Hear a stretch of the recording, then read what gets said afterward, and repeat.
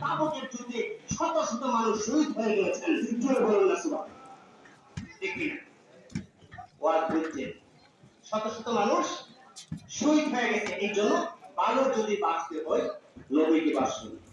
হযরত আনাস রাদিয়াল্লাহু তাআলা আনহু قال النبي صلى الله عليه وسلم لا يؤمن أحدكم حتى أكون أحب إليه من والده وولده والناس أجمعين.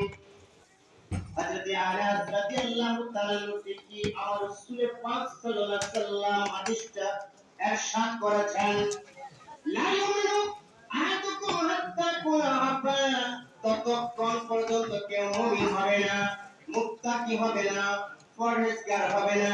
আমার মা বোনেরা শুনুন, কেউ মুত্তাকি হবে না, পরহেজগার হবে না, ঈমানদার হবে না,